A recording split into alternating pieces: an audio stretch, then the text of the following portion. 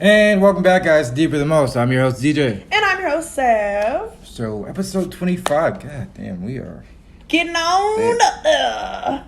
And episode 25 is going to be really exciting. Cool. Where are we at? Only because... Where are we? For one, we're in Hawaii. Ooh. Oahu. Somewhere we've never been. Ooh. Yes. I know. Yeah, we've never been to Hawaii. Neither one of us.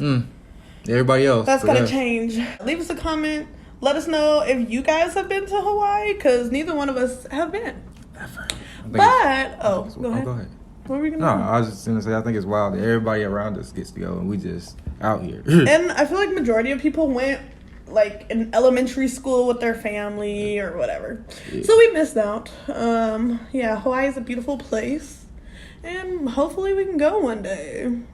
But what's exciting about today's episode is we are going to be announcing our giveaway winner. So, yeah. All right. Are you guys excited for that? Remember, we told you, go comment, go subscribe, go rate and review. Let's see who won. And we're about to go ahead and do that right now. We did it on live on our Instagram on Tuesday. So, we're going to insert that clip here. Sorry about that. Let me pick the thing. All right. You gotta get in the camera. All right. Ooh. Does it say pull again or is it a winner? Oh, it looks like It's a winner. Yes, it is. Okay, so before you announce the winner, should we pull two for two winners? You give a winner 25, I give a winner 25? Yeah, we can do that. Okay. Because we didn't specify how many winners there was going to be. We really did. So I wasn't expecting us to pull a name on the first one. Right. So, fire though. So who won? What's their username? At Anya_Simone. Looks like you are the lucky winner. Well, the first one. Anyway. Yeah, so we're going to do one more. Okay, so put that to the side. I would leave it open just so we know who it is.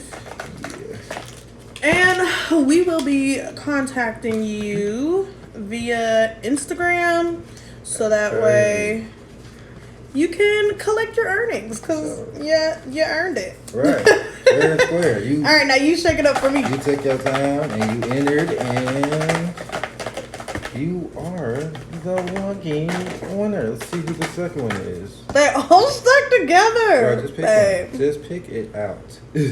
How? You could just pick the one off the top. No, because what if... Okay. I'm going to separate them. I'm going to separate them one last time. And we're going to, lightly just... or... There you go. Oh, shit! On the floor. God damn. Come on, throw it in there. Okay, y'all see this. Y'all see it. Okay, here. Alright. Just pick one. 3.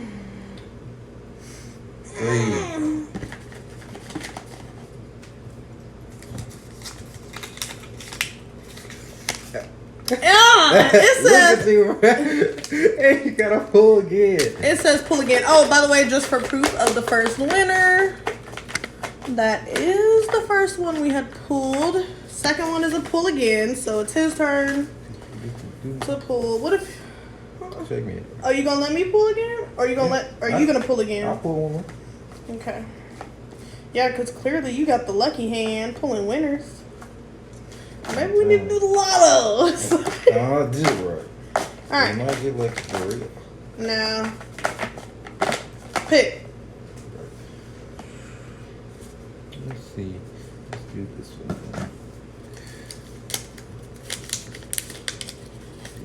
Damn, you pulled another one. So, the second winner is at Caitlin 19. Nice. Woo-hoo. Look at you guys winning. That's crazy. So. Oh, damn. All right, we have our 2 winners.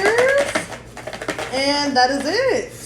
That is all. Like I said last time, guys, if you didn't win this time, there will always be another chance. Today is FNC part 11. And this is the murder of Lisa Au, which happened back in 1982. And this one's, it's so confusing. Like, there's just so many details. I feel like this is with every true crime case, but there's just so many details where it's just like, fuck. So like, it's another one of those lot more questions than answers deal? Yes, definitely. So yeah, we don't have any current events for today. There's just not much going on in the world right now. But we're going to go ahead and jump into this. So yeah, you ready? Let's do it. So, just a little tidbit about this. Lisa's murder was coined Hawaii's biggest unsolved mystery, probably until this day.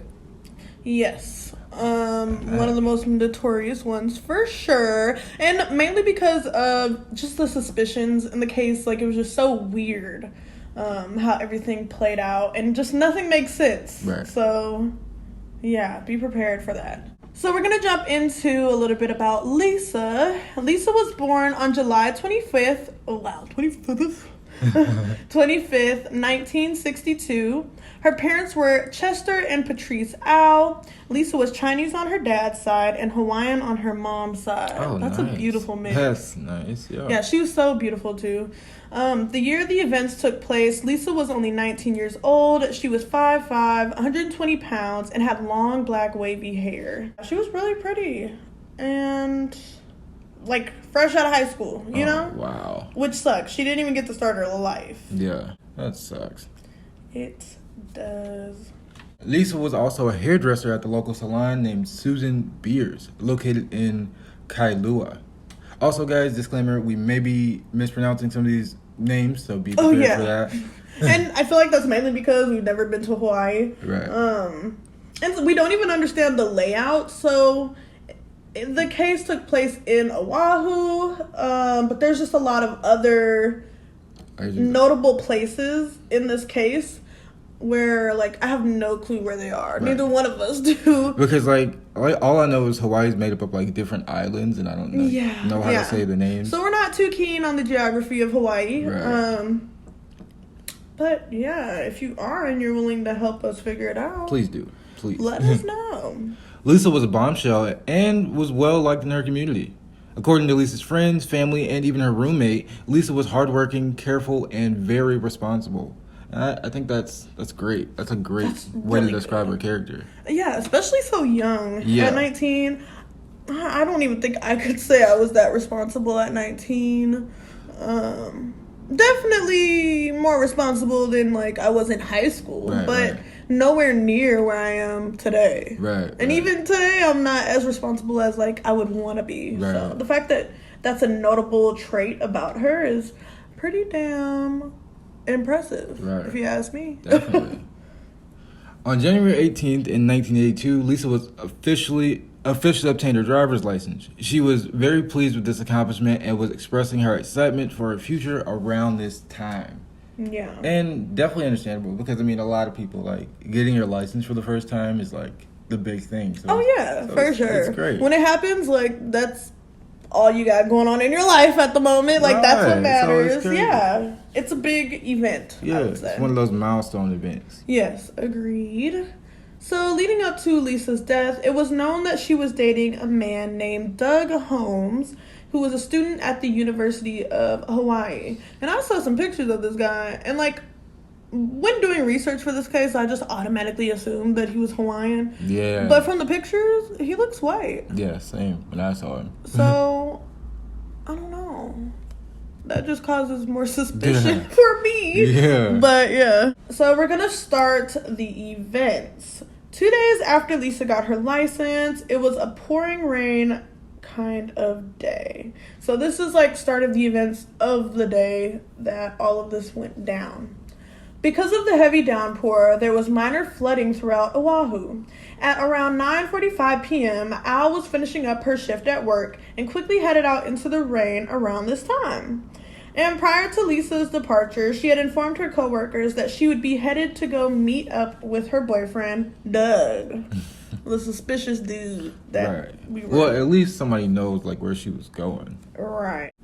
Doug lived in Waikiki with his sister in her apartment. Before making her way over to Doug's, Lisa stopped at a Safeway to pick up some poke for their gathering. Oh, they were gonna have a little date. Poke's so good. It is amazing. I love poke. It's amazing. Yeah. Ooh, where did we get poke from that one day when we had the poke picnic date in the park? Where was that? Damn, try saying that shit 5 times fast. Poke picnic date in the park. I couldn't even make it past the first time. But no, I don't remember where exactly we got it from. I don't know, but that was some good ass poke. It was amazing. Yeah.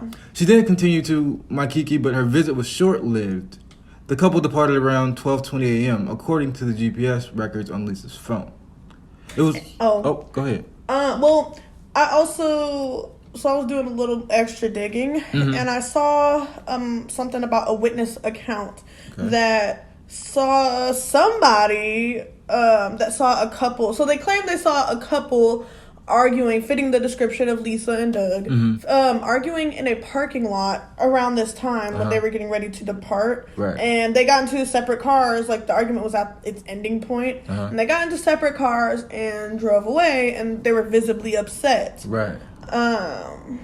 So that could have been the last time that Lisa was seen alive, besides, when Doug saw her. But I don't know if that's a credible witness. It was reported afterwards that Doug had made his way back home to his dorm room that night on campus instead of his sister's home. But Lisa was never to be seen alive by him again.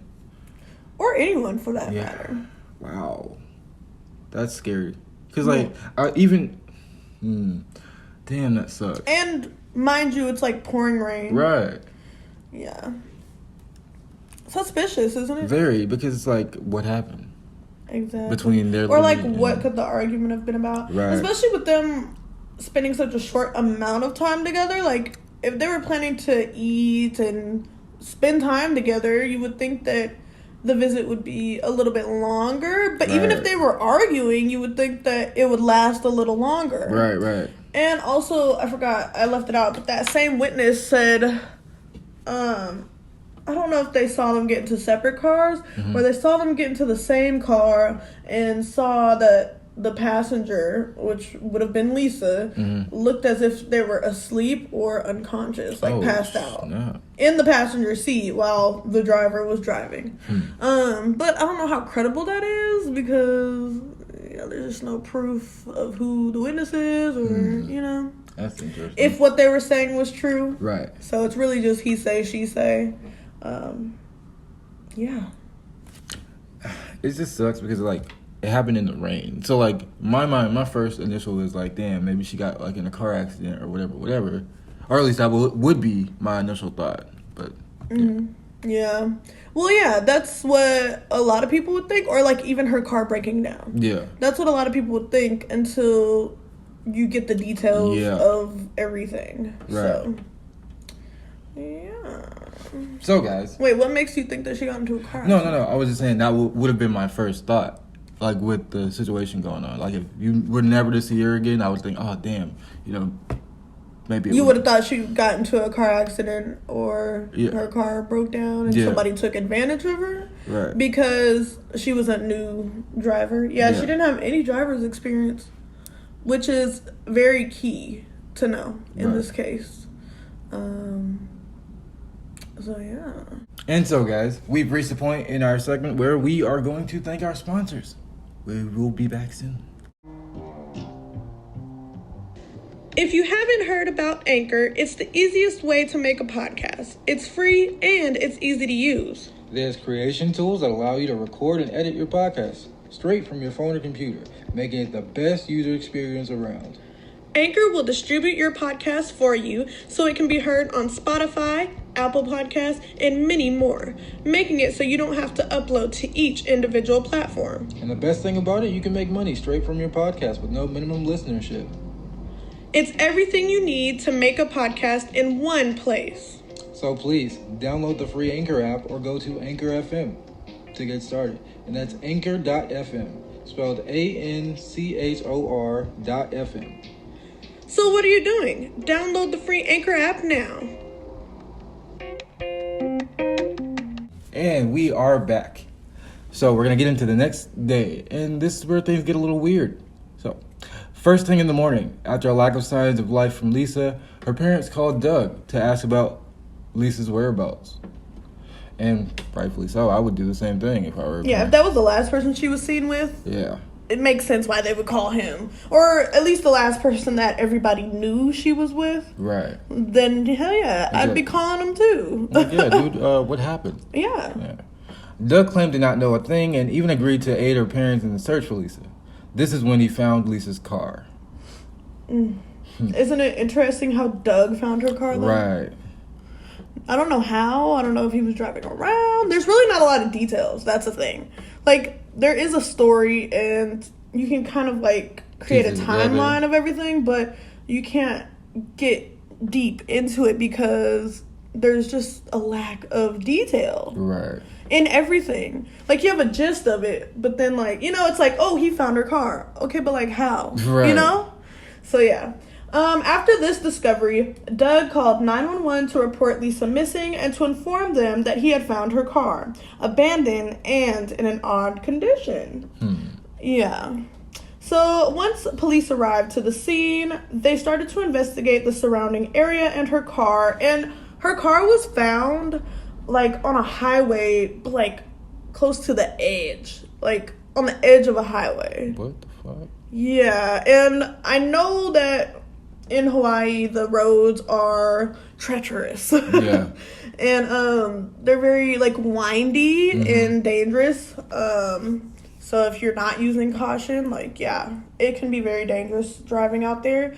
But I also don't even think they have, like, guardrails on the outside of their highways on certain, like, If roads. I'm not mistaken, I don't think so. Yeah.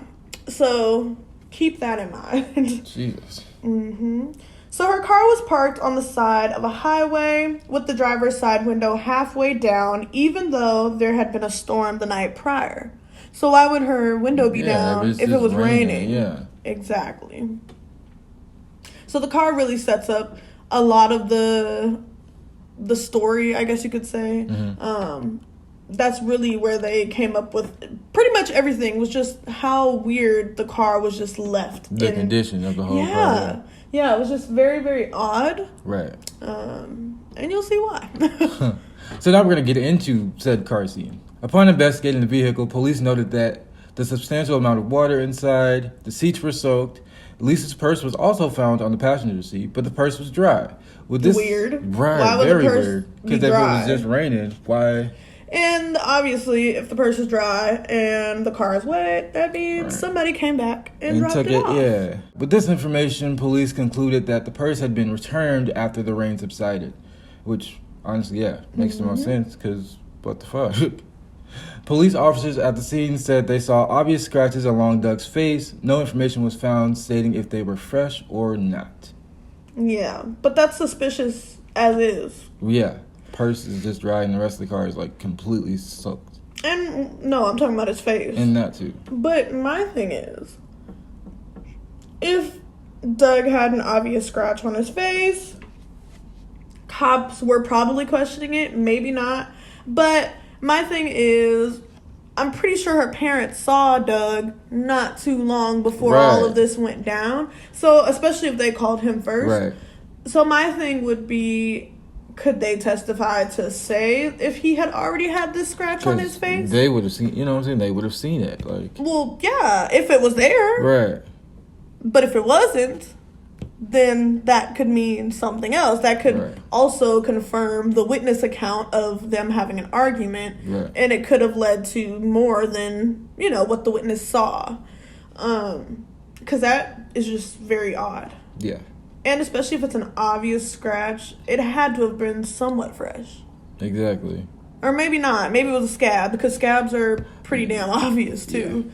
So, despite all of the suspicious finds at the scene, it gave them 0 leads. Unfortunately, which really sucks, because, like, I don't know. I just hate that. Like, there's so many possibilities to get something, to get some type of evidence, to get, you know, just anything. And when they come up with, like, nothing, it just crushes me. It's kind of like, frustrating, because it's like, how do you come up with nothing when there are, like, clear signs that something happened, you know? No, there doesn't. How are you supposed to go off of that? What are you supposed to go off of? They knew that, but what I'm saying is they have no leads, they have no evidence, they have no DNA, they have no fingerprints, they have no weapon, they have no hurt, they have no body. They literally had nothing. So they have zero leads DNA whatsoever. But at the same time, you have a car that was left alone. You have a purse that clearly was brought back to the scene. Right. You have the boyfriend who was last seen with her with mysterious scratch marks on his face. You have a car that was just abandoned on a highway with the window rolled down in the rain. That's a lot of suspicious stuff, but none of that is enough to say, like, to point them in any direction, pretty much. So that's what it means by, like, the scene gave them zero leads. Yeah, it was suspicious. There was some shit that was very noticeable and things that raised an eyebrow, but they couldn't do anything with it, which is what is so frustrating about that. So once ruled officially missing, the community sprung into action for Lisa because her car was found, but Lisa was just nowhere to be found. Thousands of missing posters of her were put up around the islands, and search teams went around begging anyone with information of Lisa's whereabouts to come forward, even offering a reward for a successful lead. The fact that they put up thousands of missing persons reports, like, that support must have been so real. Like, had to be. That is amazing. Because she seemed like she was a pretty great kid, you know? Yeah, but just to see that the community cares. Like, that's what's important. And the fact that people were actively trying to find her, like, I really appreciate that. Because, you know, there's a lot of cases that just get brushed under the rug and a lot of people that get forgotten about. Yeah. And so the fact that people had so much, you know, like, so much to say, and people cared so much, and hopefully even still to this day, because I don't think her case is necessarily closed. You could still, like, send in information if you know anything. So the fact that, I don't know, just the community and the support was so large is really nice, because you don't hear that a lot in these cases. Her parents gave heartbreaking interviews, and search efforts for Lisa lasted 10 whole days, coming to a stop on January 31st, 1982. Jesus. What? That's just, it sucks, man. That, like, you know, somebody disappears and then everybody's looking and then nothing comes out of it. Yeah. Well, actually. Well, yeah, because, okay, so they were searching and nothing came of the searches, but just some random dude came across something, which is so crazy because you would think people that are participating in, like, active searches for missing people would, like, find stuff a lot easier than, like, random people that just come across things. Like the Jane Marie Pritchard case where the squirrel hunter had, like, found her and saw her. You know, like, the fact that he was able to find her, but say, for example, if they were to have a search team out there, they probably wouldn't have found her. It's just so crazy how that works. Mm-hmm. So, getting into the findings. That day, a man and his dog were jogging on Mount Tantalus when he made a horrific discovery. Lisa was finally found. However, she was nude and her body was badly decomposed. Oof. In rubbish. Like, you know, just in the grass, just out in the open. Right. Like, in nature. Just left there. Because her body was left in such terrible shape, the coroner was unable to determine her initial cause of death, or the time of death for that matter. Which is wild. You have to definitely be in a bad shape for the coroner to not be able to do their job. Right. You know? Yeah. So, I can only imagine. But she must have already been decomposed if it was 10 days later. Yeah. I wonder, I don't know how fast it takes for, like, rigor mortis to set in and stuff. It also depends on the elements, too.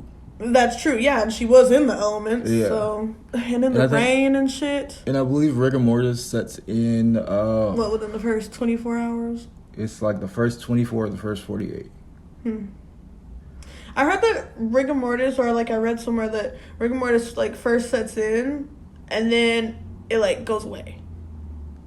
I don't like, after a certain amount of time. Yeah, I could. So, like, I don't know how to explain it, but, like, your body will be stiff, like, at first, and then like after a couple days or something, like it won't be anymore. I don't know. I'll have to show you what I read. Yeah. But go ahead. With the lack of information on what happened to 19-year-old Lisa, investigators were luckily able to create a very loose chain of events for her case. Investigators believe that Lisa was abducted from her car, murdered, and then taken to Mount Tantalus to hide her body. But their only question is why? Yeah, why? Yeah, literally. Why? What the fuck? And that's a good question if that's how it actually went down. Now, if it had something to do with Doug, then could you really say the same story about it? Right. Like, I don't know. Okay, so anyways.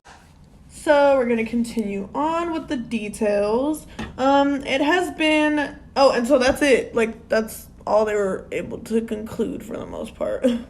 So it has been nearly 40 years since Lisa's murder, and after investigating the initial crime scene, police concluded that Lisa's car had been wiped clean of any evidence, leaving them with nothing to work with. They noted that the water in Lisa's car was 2 to 3 inches deep, meaning her car must have been there all night with the windows rolled down. Just left. So that means... That's fucking crazy. So that means that she probably didn't get too far. Yeah. Like, after meeting with Doug, assuming it was still raining. Yeah. After meeting with Doug, she couldn't have gotten that far for it to have continued to rain so much. That the car is... Right. 2 to 3 inches. Practically a fucking swimming pool. Right. Like, what the hell? And damn, it must rain a lot in Hawaii, because what the hell? It must have been raining all night. Yeah, had to be. Heavy rain. Because that's 2 to 3 inches in a whole car. Yeah. That's a lot. And just from one window. Yeah. Heavy. Just That's pouring. a lot. That's a downpour. Yeah. So police had also put Lisa's boyfriend Doug against the lie detector test twice. And he failed both times. However, when asked about his results, he claimed he felt bad for not driving Lisa home that night, and that's why he failed, because of guilt. So he was like nervous or whatever. And furthermore, police believed Doug and never suspected him of anything or questioned him further. Oh, wow. So when it comes down to Doug, we would just never know because the police just straight up believed him. That's fucking crazy. With a whole scratch on your face. That's crazy. I mean, we don't know. Not saying that he did anything, but I don't know. It's just a little suspicious. You're the last person to see her. Somebody claimed they saw a young couple getting into an argument that matched your guys' description. Right.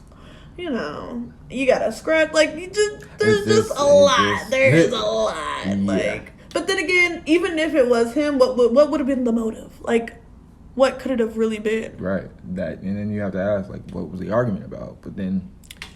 If there even was one. Right. So, yeah. So, getting into the biggest theories from this case. The first one is, she was killed by a stranger and this was a crime of opportunity. If this scenario is likely to be true, someone could have seen her driving and took the chance to kidnap and kill her.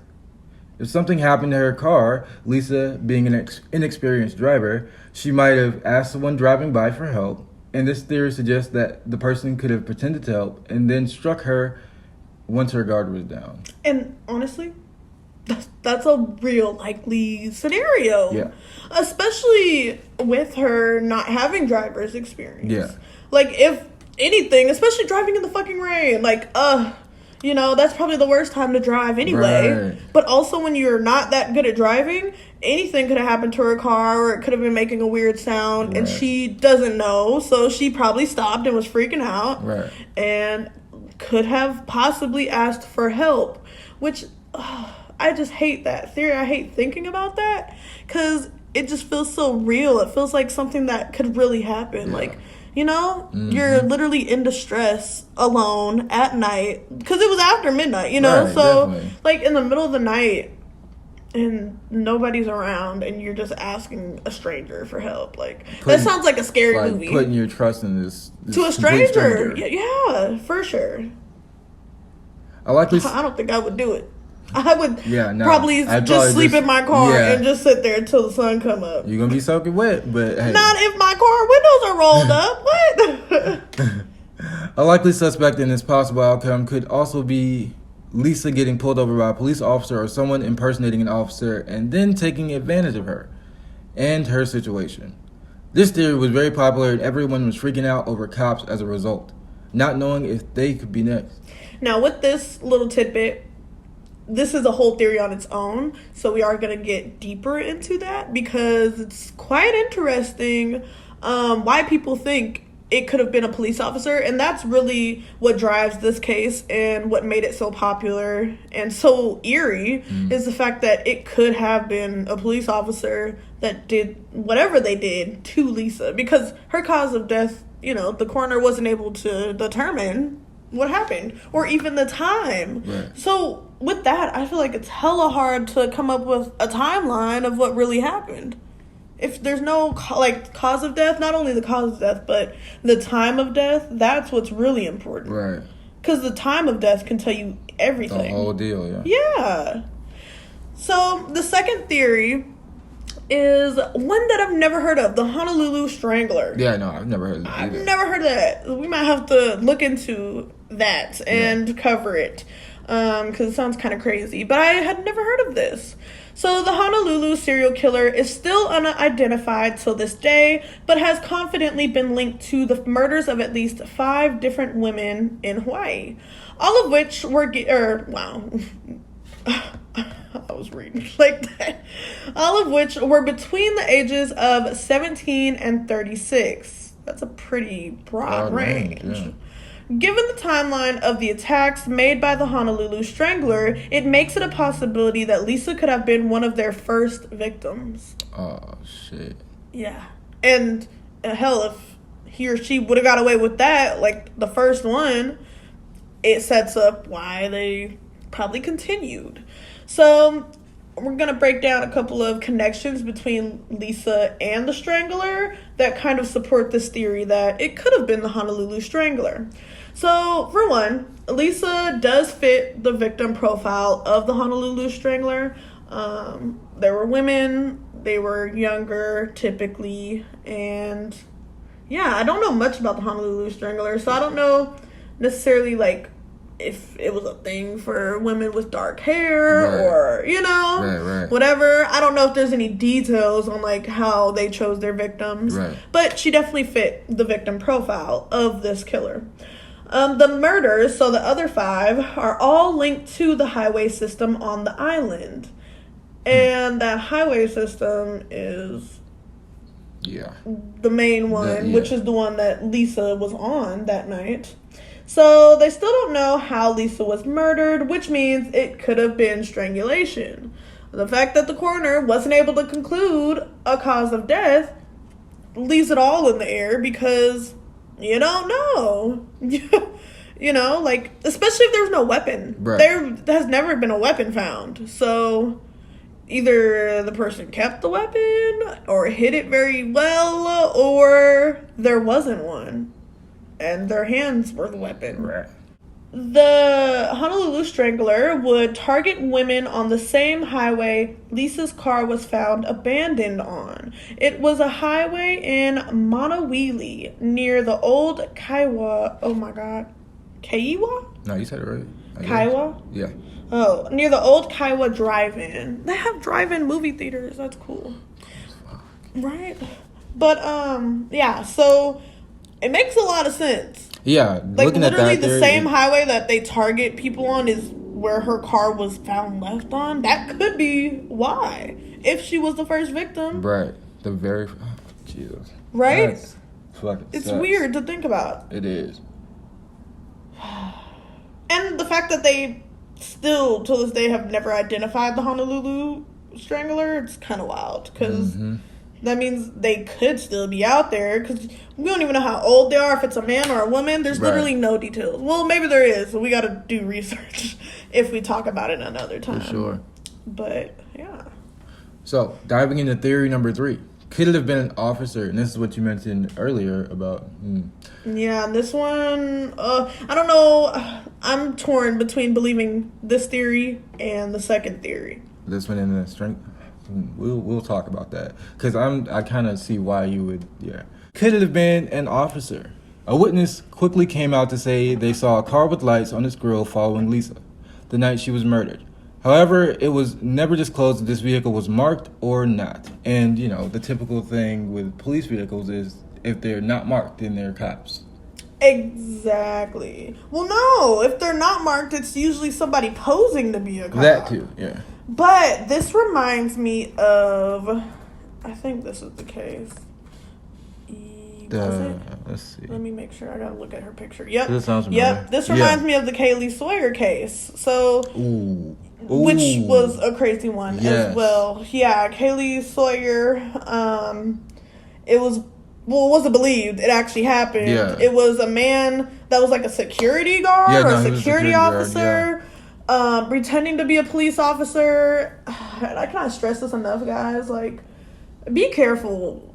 Like, if you get stopped by a police officer, whether you're walking, driving, whatever, like, ask for badge numbers, ask for confirmation. Like, if you ask, they're obligated to tell you for, like, their ID number. Exactly. So, if they can't provide something as simple as that, yeah, you might not have a real cop on your hands. And it's crazy because it happens more often than what we would think. Like, you won't think that, like, people would really have the nerve to impersonate a police officer. People have balls of steel. They do it. Yeah, and that's hella scary because obviously most people's first instinct when they see a police officer is to automatically comply and to believe everything they're saying because they're of authority. You see the badge and you're not thinking anything of it. You're like, oh, they have a badge. No. You know? Even unmarked cars, because police officers sometimes do have unmarked cars, or I'd say low profile police cars, because,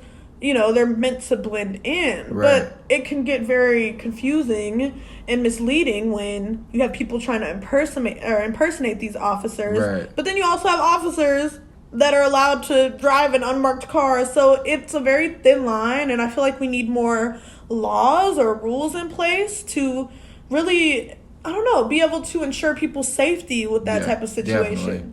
Because if that's really what's happening, like, this has clearly happened more than once. I know after the Kaylee Sawyer case happened, or like that whole situation happened, I believe there was a law that was set into place called Kaylee's Law. No, I've heard of it. I don't remember the details of the law, but look up Kaylee's Law. And that's Kaylee. Look up Kaylee's Law, and you will see. Because it's some crazy shit. After that case, that was fucking crazy. Yeah, that case is wild. Didn't you watch that with me? Yeah. We back in Georgia? Yeah. That's crazy. So, Bert Cornell was a lieutenant on Lisa's case, and days after her body was found, word spread of the theory of an officer being involved, causing panic to ensue in Hawaii. Yeah, like we stated earlier. Yeah. Women were terrified that they would be attacked if stopped by an officer. Rightfully so. And I'd be scared as fuck. Yeah. Like, I'm already scared of cops. Well, I don't want to say I'm scared of cops, but there is that, I don't know, there's that an uncomfortable feeling. Like, yeah, where it's like, it's definitely a more uncomfortable feeling than a scared feeling. Yeah. But I don't know, I still get, like, eerie thinking about it. Like, like you said, I just get uncomfortable. It's very uncomfortable to be around. Yeah. It's just not police officers. Because, like, mainly because we're black. We'll just be honest. Like, definitely that. But, like, it's a lot. For me, it's like, damn, you know, I know these guys were only trained for, like, a couple months or even a month at that. So these guys probably don't know, you know. Yeah. Crazy. For almost a year after her murder, throughout the trials, the grand jury heard evidence against the officer in suspicion. But there simply wasn't enough evidence to indict this individual. Which frustrates the hell out of me. And once again, no details on what type of evidence, nothing. Like, I just cannot find anything in this case. But the fact that her trial went on for like a year, though, I mean, that's probably not a long time. I mean, you know, in courtroom time. Because, like, typically it takes about Yeah. that time frame. Oh yeah, for sure. Well, especially if they were like actively trying Yeah. to convict somebody, Right. and like they have shit on this person, but like it's never enough. Right. That does draw it out a lot longer than, you know, say having DNA evidence would. Right. DNA evidence would that's stop the thing. that shit right then and there. I said the statement earlier, but then I thought about the time period, and I was like, damn, yeah, you're right, because DNA wasn't like a thing at this time. In 82? Yeah, no, I don't think it came around to like the early 90s. Damn. I thought it was a little earlier than that. Let me see. Let's Google this because we're Yeah. always like questioning it. Let's see. Oh, 86. Damn. So that was after, wow, a couple fucking years. yeah, Literally, because hers was in 82. yeah. 4 yeyears later. So yeah, you're right. It's because they probably because they didn't have fucking Yeah, and I wasn't thinking about that, so that's why I said what I said. I was like, wait. because they didn't start using DNA testing until 1986, and this happened in 1982. Right. So they just didn't even have the chance. They didn't even have the opportunity. Right. 4 years off. Fucking crazy. That is wild. Like, so close. Yeah. And, whatever. I hate that. Like, the purse, it could have had DNA on it. That's why I said what I said. Anything, I her was like, car oh, shit. handle, something. Yeah. You know? The whole scene, like, full of it, probably. Okay. So furthermore, Lisa's license was missing from her purse, even though her purse had been returned to the scene. Now this detail is kind of wild, and it's wild for a reason that you wouldn't expect, okay? Okay, So I'm just listening. remember, her license was missing from the scene. All right. And this plays into their theory of this being a police officer. Because what do police do? They check your ID. Even Exactly. though, also, guys, also remember, if you haven't done anything wrong, if you're not in the act of doing anything wrong, they can't run your ID. Yeah. And they have to have a reason. And if they don't give you one, then you're not obligated to comply. At all. If you ask why you're being pulled over, for example, and they don't provide that information, you don't have to give them anything else. You're not obligated to answer any questions at all. You can say Your you Fifth refuse. Amendment Yeah, or you can is- just not say anything at all. So, Exactly.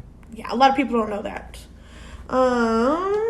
So, okay, yeah, even though her purse had been returned to the scene, this could indicate more suspicion of a fake of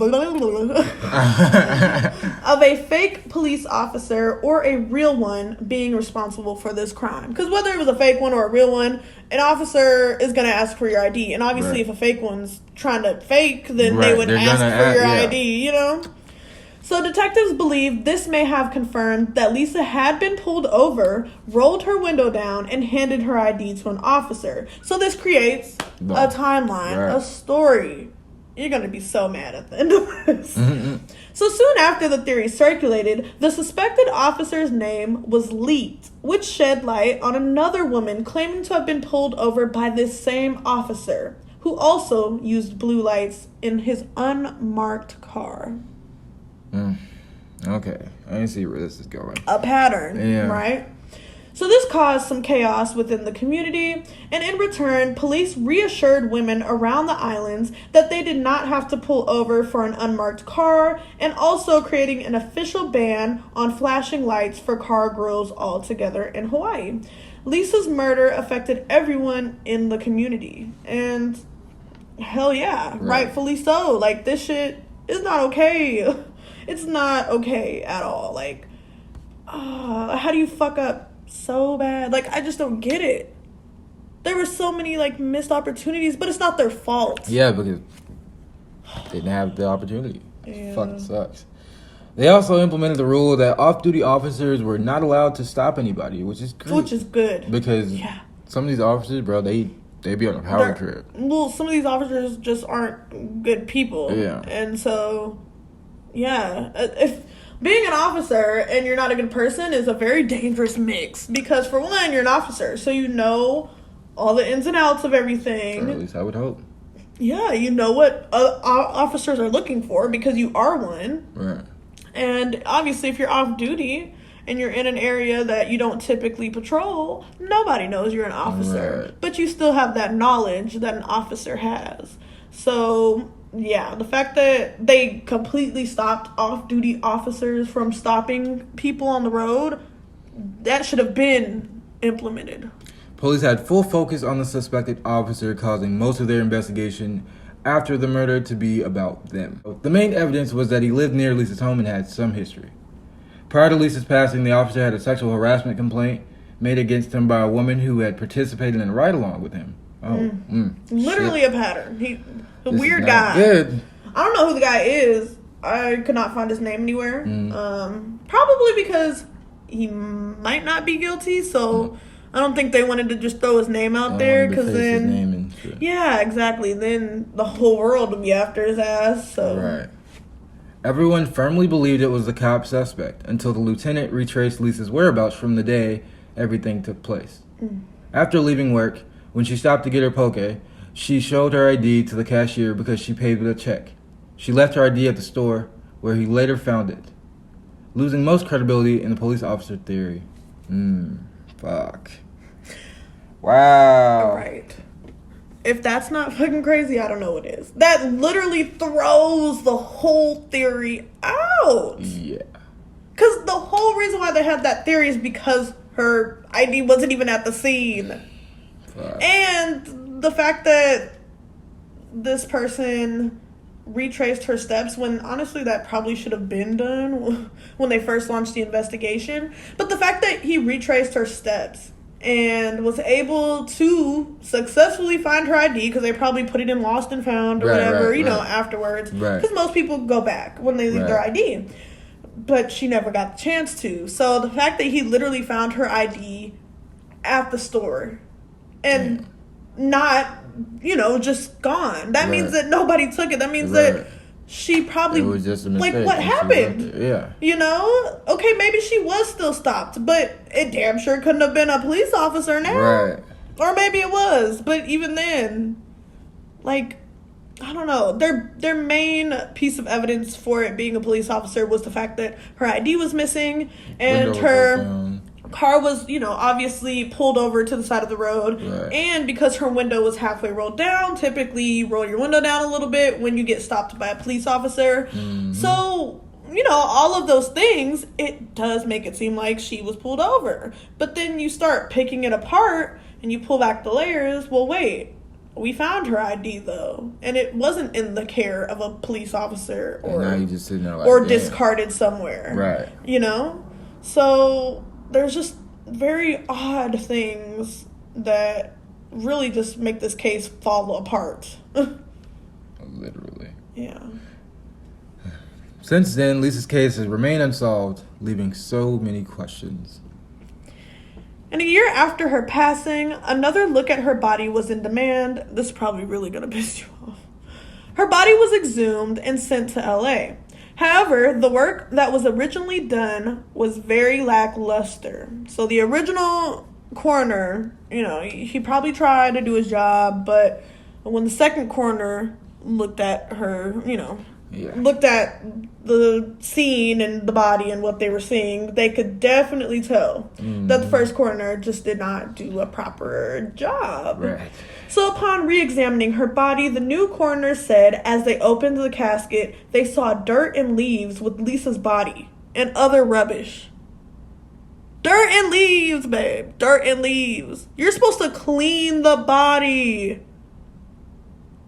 They didn't even bother to clean her body, dude. So they just tossed her in the box. Literally. That's fucked up. So what kind of work could you really have done? You didn't even clean her up afterwards. Yeah, you didn't do shit, really. The fact that there was still dirt on her. And leaves, like, what the fuck? And rubbish, whatever the rubbish was. Right. So this caused her body to go through decomp at an even quicker rate than what it originally would have, making it impossible to ever find a cause of death for Lisa. So, still don't know how she passed away. Don't know when, don't know how, literally just no answers.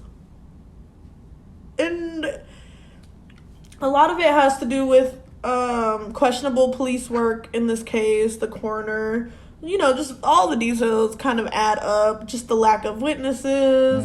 But the police were definitely doing some questionable things because, like, how can you have such an obvious suspect and not even like bother to question the guy? It's honestly like it's like a slap in the face, really. To her family, yeah. Yeah, it's such a slap in the face because like there's all this shit, and then like you're questioning them, and then nothing comes of it, and it's like the person, whoever did it, is like sitting amongst them or around them. It's like more than likely, hell yeah. Yeah, like usually they are. I did this, but they're not gonna catch me because they don't have any evidence. And it's just so crazy because, like, what if it was the Honolulu Strangler? Right. Before they were the Honolulu Strangler. Right. Oh, just too many possibilities, and that's what's scary about it as well. The fact that there's so many possibilities. And I don't know what's worse. It's even crazier because they suspected a cop of doing it too. So like, there's that part, and then or somebody posing to be a cop, which is even worse. And then there's that. So it's like, what the fuck? Yeah.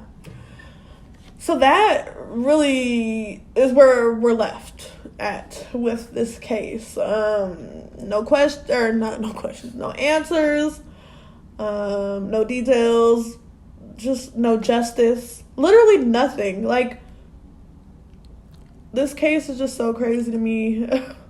It's so crazy. Shit, fucking wild. And there's so many possibilities. Too many. But the thing is, like, all of them sound plausible. Like, all of them are possible. Yeah.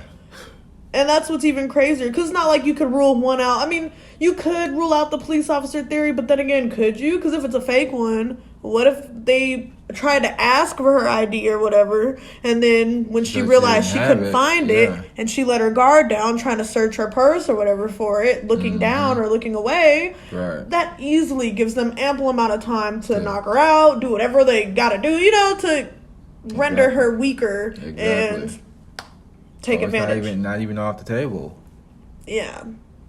And then Doug, that's still a very likely possibility. Yeah, because why would somebody come forward saying they saw people arguing that fit the description of this couple if they didn't actually see it? I don't know. Like, why would you even bother? Why would you make that up? Yeah, why would you even bother? So, like, what would you gain from making that up? Exactly. Well, you'd be surprised. Some people like to just be part of shit, That's true. People do like to just be in shit. Yeah.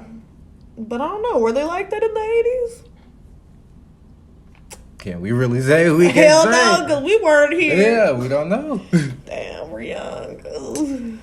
So yeah, that's all that we have. Let us know your guys' thoughts on this case, because this shit, it just makes me upset. It makes me so upset. It annoys me more than anything. It's not like I'm upset. It's just annoying because, like, it's disappointing. What the fuck? Yeah, honestly. So with that, we of course have some ending questions. And the first one is, what do you think really happened to Lisa that evening?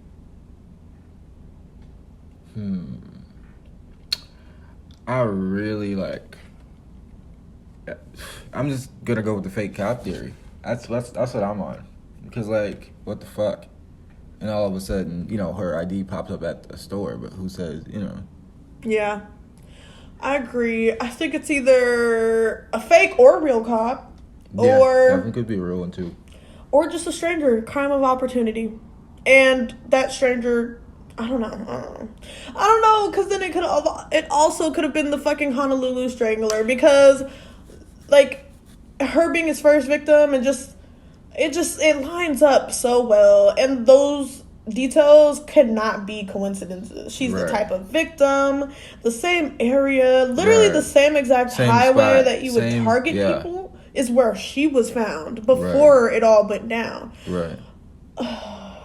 And, killers like to go back to where they have killed before or done something before. Mm-hmm. And a highway, I mean, that's a pretty normal place to be. So the fact that this person targeted women on the highway could have easily been a way for them to go back to the scene without making it obvious, being like in a shed in the middle of nowhere or something. Right. So yeah, I don't know. There's just too many possibilities. That's what's so frustrating. Yeah. Question 2. Do you think Doug could have have a part in her passing? I want to say yeah, because you always got to suspect the partner, but I'm going to let him off this time because I feel like the other two possibilities are just a tad bit stronger. Yeah. I'm not gonna rule them out because it's like she said, you have to look at the last person that saw them. So I'm not gonna rule them out, but yeah, because what the fuck was his alibi? Right after. Like what can you really say? Yeah. He said he made it back to his dorm, right. But who saw you? Where are the college campus cameras? Can anybody vouch Wait, did for they that? have cameras back then in the 80s? They barely got cameras now. Surveillance? I think surveillance came a little later too. Oh, God, bad timing. Yeah, literally. Literally, the world before surveillance was wild. Fucking crazy. And even still wild with surveillance. Right, because surveillance makes shit even more wild, honestly. Because apparently, like, you know what? That's a whole nother thing. Yeah. So, question number 3. What are your thoughts on her initial autopsy aftermath? The dirt and leaves that and pisses me off. Because it's like, you couldn't do your fucking job. Yeah, it pisses me off, too. To me, it just feels like disrespect. Yeah, no, very disrespectful. Because I'm sure she still had a funeral after. Yeah. And if that were my daughter or my friend or my girlfriend or whatever, I would be pissed the hell off. Why would you not clean the body? Right. That's your job. Whether it's open casket or not. Why would you put somebody to rest like that in that condition? Right. Like, you could just soak her down really quick. Right. Get the leaves off of her at least. Yeah, I mean, even if you can't determine her cause of death, at least clean her up. Like, you just throw her underground. That's it. Just throw her in the dirt and leave her. And I'm pretty sure that is a part of the coroner's job. Yeah, that's their job. You gotta check to prepare the body. Yeah. Stupid. Question 4. How does this case make you feel? I'll let you go first. And honestly, it's draining. It's very draining and annoying because it's like, what the fuck? That's my response. What the fuck? That's it. That's all I got. Yeah. What happened? Why it happened? Don't know. Yeah, this case makes me frustrated, upset, annoyed, pissed off because there's just so many things. Like, there's a story, like, it's there, but they're just, like, missing the mark, you know? And I feel like they're so close. Right. Well, see, that's even scarier because if it was a police officer, then all this shit, all this little, you know, farting around within the police work makes sense because they would be covering for their own. Mm-hmm. But fuck, like, I don't know. Too many questions. No answers. No answers at all. Like, none. So, yeah. This case isn't closed that I know of. So I believe you know, who knows? But if there's somebody out there that has any details on this case, if you are an older viewer of ours or a listener and you were in Hawaii around this time or know anybody or just know anything, you can still get in touch with, I don't even know, is it Hawaii or Honolulu's police force? I don't know, like, what it would be. But, yeah. Yeah, I don't know. You can still get in touch with the Hawaii police to hopefully aid in this case. I don't know. You really think she'll ever get justice? I feel like not at this point. Yeah, they didn't even have a chance to collect DNA. Nah, at this point, it's... But then again, lately they have been cracking cases from like 50, 100 years ago. They've been opening shit lately. Yeah, so, they've been opening the vault. So that is it. That is all we have for you guys today. And yeah, do you have anything to end us off with? Just fucking be safe. Like, be safe. Pay attention. Pay attention. Yes. Pay attention and be safe. Always confirm that a police officer you were interacting with is an actual police officer. Please. Um, For your safety and your family's well-being, please. yeah, because, there's some crazy people out here. We all know this. So with that being said, this has been episode 25, FNC part 11. Congratulations to our giveaway winner, our first ever giveaway. We hope you enjoy it. Yes, yeah. We've already gotten in touch with the winner at this point by the time you guys are listening or watching. So, yeah, congratulations to you. And thank you for supporting us. Thank you so much. We really appreciate it. Yes, thank you for everybody that entered the giveaway as well. We appreciate all of you. And don't feel bad. We'll potentially have another one at some point. So you'll get another chance. Hell yeah. I was thinking around Christmas time. For sure. That'd be fun. Let us know what you guys want. So, With that being said, I've been your host, DJ. and I've been your host, Sav. Stay light, stay bright, and stay positive, my friends. And catch us next time on Deeper Than Most.